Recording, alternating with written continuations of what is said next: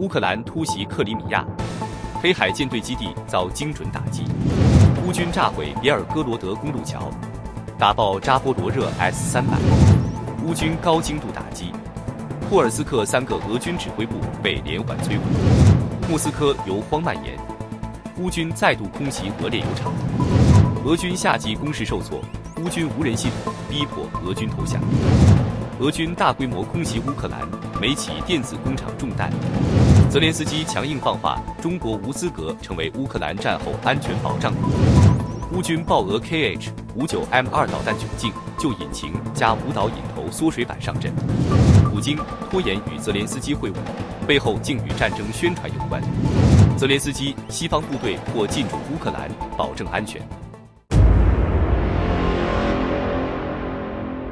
大家好，欢迎收看新冷战情事，请大家先为我们的节目点赞、留言，谢谢大家。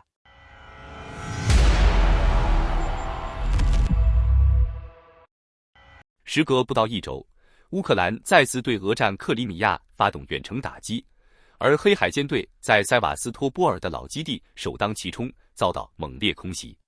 据开源情报防御者报道，当地时间8月21日深夜，乌军先以无人机突入克里米亚的核心军港塞瓦斯托波尔上空，迫使俄方防空系统分散火力，随后巡航导弹接连袭来。当地居民称，爆炸声在军港附近持续不断，夜空被火光点亮。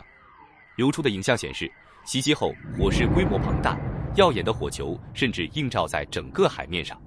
虽然塞瓦斯托波尔依旧被称作黑海舰队的基地，但频繁的袭击早已迫使俄军主力舰只撤往亚速海，如今残存的军舰与设施仍遭重创，黑海舰队的衰落由此可见。事实上，自俄乌战争爆发以来，乌克兰海军已完成重建，常态化的在黑海巡逻，保障国际航道安全。乌特种部队也频频突袭俄方海上天然气平台和沿岸据点，其中金伯恩沙嘴一带尤为典型，多艘俄军船只在此被击沉，后勤补给线亦遭破坏。至于克里米亚大桥，尽管依旧是乌军打击的重点，但随着其运输功能大幅受损，战略价值已大不如前，未来的攻击更多带有象征意义。与此同时，另一则消息也引发外界关注，在俄罗斯飞地加里宁格勒，莫斯科正于切尔尼亚霍夫斯克附近建设大型环形天线阵列，用于军事情报追踪。该地距离北约边境仅25公里，被视为俄罗斯对西方的一次试探性动作。若北约保持沉默，类似部署恐怕还将继续升级。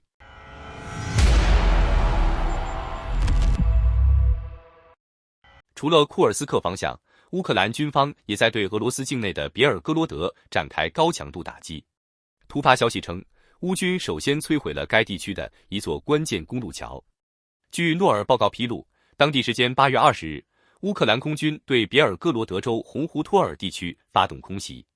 该地紧邻乌克兰边境，境内的洛潘河上有一座桥梁，长期用于俄军运送兵力与军事物资。乌军锁定后投掷制导炸弹，精准命中目标，桥体瞬间被炸成数段，浓烟弥漫边境线一带。这座桥本就因多次打击而反复修补，如今再度被彻底摧毁。紧接着在21日清晨，乌军又出动无人机群袭击了别尔哥罗德的新奥斯科尔市。当地工业区遭到重创，奥比登科街的仓库被击毁，合作巷的一处废旧油库被点燃，火势猛烈并冒起浓黑烟雾。与库尔斯克相似，别尔哥罗德这一俄西部边境重镇近来频频遭遇乌军多轮空袭。与此同时，南部战场的乌克兰部队同样展开攻势，目标直指扎波罗热方向的俄军设施。乌军第27旅的莱泽尔特种分队在行动中击毁了一套 S-300V 防空系统。无人机 FPV 弹药在开阔地带精准锁定正在转移的防空平台，直接将其引爆。随后，乌克兰空军在扎波罗热上克雷尼察再次出击，打击俄军的指挥中心。航拍画面显示，导弹直扑俄军控制区，巨大的蘑菇云腾空而起，至少2栋建筑物被彻底摧毁，爆炸声回荡在上空。另一方面，乌克兰继续扩充无人作战体系，推出了一款新型地面作战机器人 Droid。该机器人既能执行步兵侦察任务，又能提供火力压制，搭载 12.7 毫米机枪，可在短时间内连续发射420发子弹。更引人注目的是，它融合了 AI 技术，能自主修正射击偏差，大幅提升战场效能。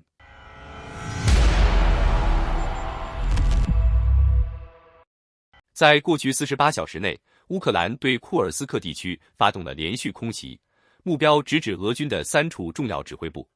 其中最引发争议的一处位于索尔尼什科儿童营地内。埃斯尔塔报道称，8月21日，乌军击中了驻扎在此地的俄军无人机部队指挥系统。从前线传出的画面显示，俄军士兵正在紧急转移物资与装备，营地的建筑墙壁上可见明显的炸痕。有消息指责，俄军将指挥部和修理厂设在儿童设施内。这一做法让人联想到加沙地区的哈马斯，同样被指将军事据点安置在医院、学校或幼儿园中。俄方尚未对此作出回应。而在此之前，乌克兰空军还空袭了科列涅沃的俄军指挥中心。这一地点是第155海军陆战旅的驻地，袭击发生时，其指挥官也在场。现场视频显示，空袭后烟雾弥漫，爆炸声不断。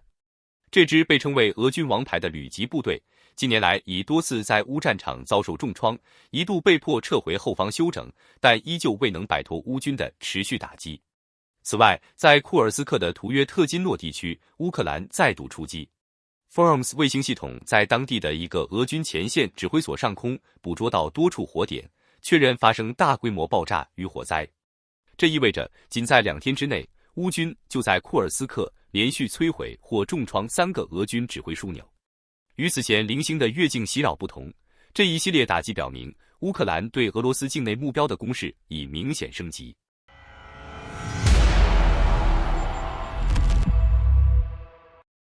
乌克兰对俄罗斯能源系统的持续打击已经引发连锁反应。最新消息称，包括莫斯科在内的多个地区正爆发汽油危机。据俄媒 Mesh 频道披露，在从莫斯科前往克拉斯诺达尔的高速公路上出现了罕见的加油长龙，大量卡车司机排队等待加油，车队绵延至视线尽头，画面被司机拍下后迅速在网路引发热议。不仅是莫斯科，多地加油站也出现了汽油和柴油短缺的情况，燃料紧张的问题甚至蔓延至俄战区。稍早前，克里米亚就被爆出燃料告急，而在俄罗斯远东的外贝加尔地区，汽油甚至只能凭优惠券限量购买。这些现象都与乌克兰对俄炼油厂的高强度打击直接相关。仅在8月份，俄方石油产能就因空袭损失约 13%， 多个炼油厂被迫停产。然而，打击并未停止。乌军无人机近日再次袭击了罗斯托夫州的新沙赫金斯克炼油厂。此前，该厂已多次成为目标。俄军为此在周边部署了2套铠甲与1套道尔防空系统，但仍未能阻止袭击。现场视频显示，油厂陷入熊熊大火，白天依旧可见浓密黑烟直冲云霄，不时伴随剧烈爆炸。据悉，该炼油厂年产汽油 71.7 万吨，柴油200万吨，其停产对俄能源体系打击深重。乌军不仅盯上炼油设施，还不断袭击俄军的燃料补给线，炸毁了多列运送燃料的列车。随着后勤铁路线频频受损，俄军东部与南部战场的补给能力受到实质性影响。在国际层面，法国也在扩大对乌军援。法国 Arquez 公司与基辅签署了一份新协议，巴黎将再向乌克兰交付61辆堡垒装甲车。此前，法军已提供过11辆，预计未来仍有50辆将陆续抵达前线。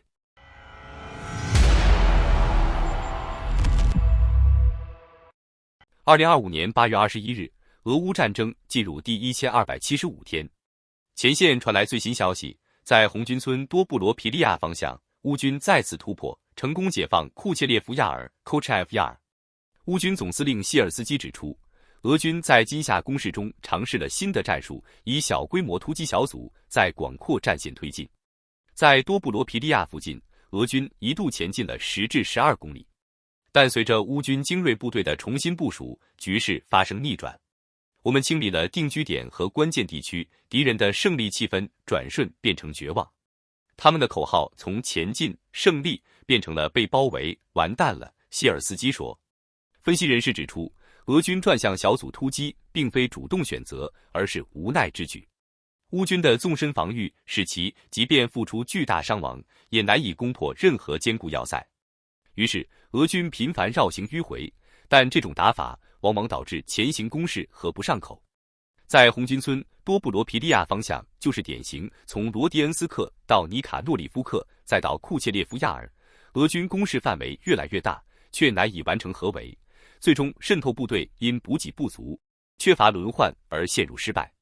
在哈尔科夫方向，8月20日爆出一个具有里程碑意义的消息，乌克兰第3独立突击旅实现了军事史上的新纪录，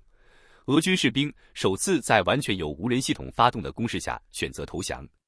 整个行动中没有任何乌军士兵参战，全部由无人机、自杀式地面平台及智能作战机器人执行。面对无休止的打击，俄军士兵为避免被彻底摧毁，主动向这些冷冰冰的机器投降，甚至押送俘虏的环节也由无人系统完成。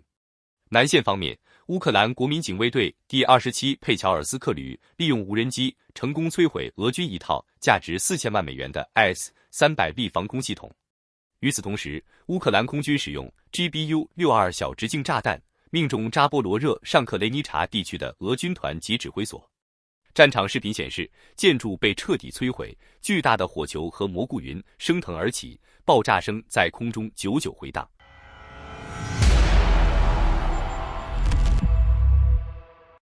8月21日凌晨，俄罗斯对乌克兰发动了今年夏天最大规模的空袭。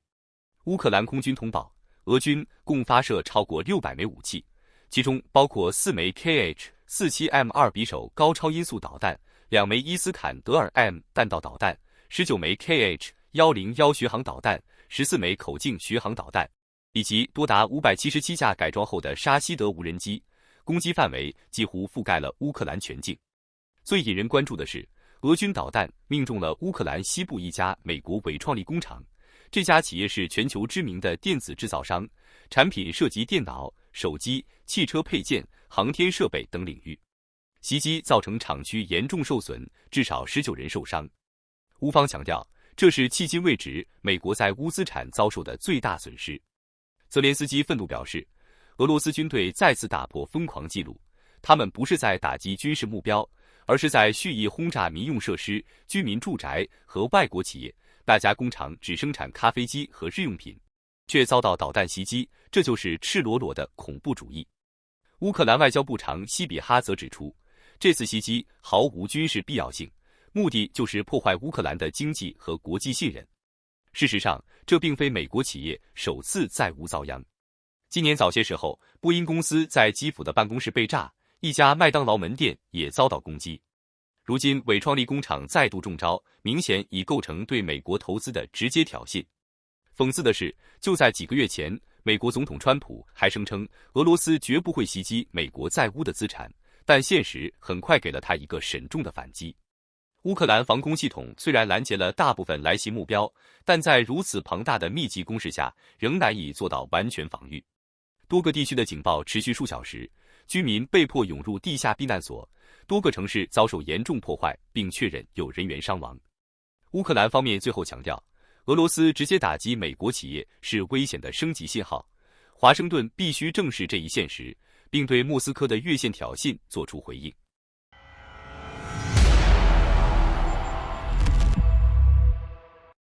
8月20日，乌克兰总统泽连斯基公开点名中国，直言不会考虑让北京成为乌克兰战后安全保障国。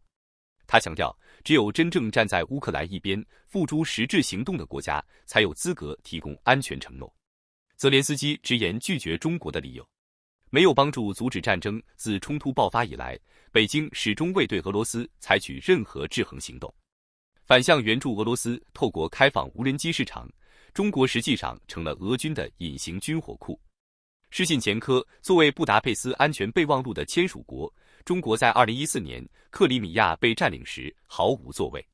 与乌克兰的立场形成鲜明对比的是，俄外长拉夫罗夫却放话，俄方同意给乌克兰安全保障，但前提必须让中国加入。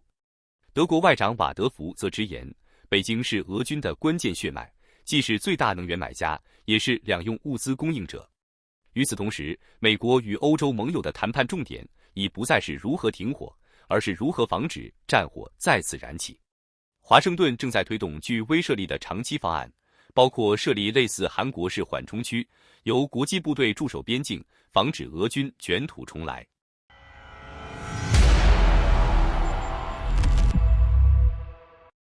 乌克兰国防情报局最新公布的一份研究报告，把俄罗斯最新型 Kh-59M2M2A 空对地导弹的真实状况揭了个底朝天。这些导弹并非高科技尖端武器，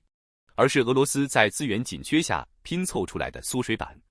根据乌军拆解缴获导弹后的分析，部分 Kh-59M2M2A 居然重新装上了上世纪的 R95 涡喷引擎，零件疑似直接取自退役的老式 Kh-59M。更令人意外的是，本应搭载的红外与毫米波复合导引头竟被整个取消，导弹前端被粗暴地换成了配重块。结果就是，这种导弹只能依靠惯性导航与卫星定位飞行，失去了末端精准制导能力，对付移动目标几乎不可能。为了掩盖精度缺陷，俄方甚至尝试将部分导弹换装集束战斗部，用扩大杀伤范围的方式凑合补救。情报部门还指出，这种导弹的生产链涉及至少116家企业，其中依然掺杂美国与瑞士制造的零部件。这从侧面说明，西方制裁已让俄罗斯难以获取先进晶圆和导引设备，只能靠回收加简化维持产量。不过，乌媒提醒，虽然这些导弹性能大打折扣，但生产周期更短，成本更低，在长期消耗战背景下，俄军或许仍会将其作为一种能用旧型的替代品投向战场。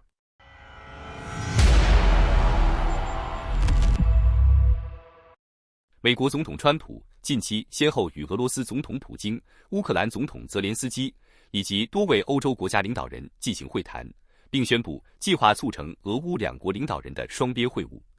然而，普京与泽连斯基的直接会面至今仍未落实，俄罗斯方面不断推迟。外界分析认为，这背后隐藏着深层次的政治和宣传考量。根据美国 CNN 报道，尽管川普与普京已经完成对话，并讨论提升俄乌代表会谈级别的可能性，但克里姆林宫方面明确表示，讨论中并未涉及任何领导人的具体姓名，对会谈升级的态度保持谨慎和保守。俄罗斯外交部长拉夫罗夫也强调，任何涉及高层官员的接触都必须谨慎准备，显示俄罗斯尚未做好与泽连斯基直接对话的准备。分析人士指出，俄罗斯之所以迟迟不愿与泽连斯基会面，与战争宣传密切相关。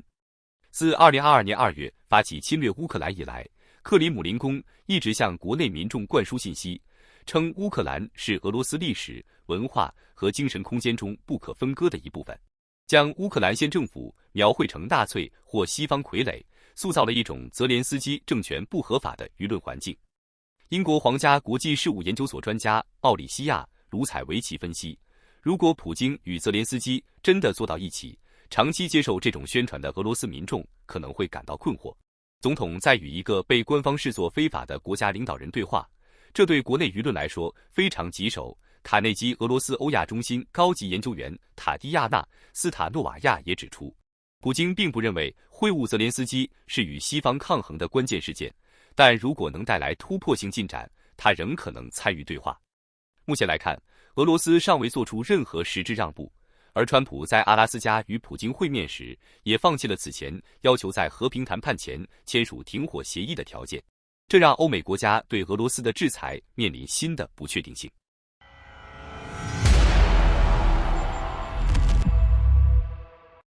乌克兰正加紧构建安全保障架构。泽连斯基指出，未来7至10天内，西方国家将明确能够提供的类北约第5条款安全保障方案，这将成为和平协议的重要基石。据彭博社报道，相关方案可能在本周敲定。欧洲官员已讨论派遣英国、法国及约10个其他国家部队进驻乌克兰。然而，俄罗斯方面对西方主导的安全保障框架持坚决反对态度。俄罗斯外长拉夫罗夫警告称，如果不包含俄罗斯参与，这一安全保障将徒劳无功，凸显双方在谈判与安全安排上的巨大分歧。与此同时，乌克兰总统泽连斯基近日发出强烈信号，如果俄罗斯总统普京拒绝与他举行会谈，他希望美国采取强硬回应。这场会晤若成行，将是自2022年俄乌战争爆发以来，两国领导人的首次面对面会谈。8月20日，泽连斯基在基辅会见记者时表示，我们已准备好进行双边会谈。如果俄方没有准备好，我们希望看到美国采取强硬立场。他补充称，已向美国总统川普提出建议，如果俄罗斯拒绝谈判，应考虑对莫斯科实施额外制裁。川普此前表示，泽连斯基与普京的双边会晤有望在1到2周内举行，如果顺利，还可能推动一场3方峰会，由川普参与其中。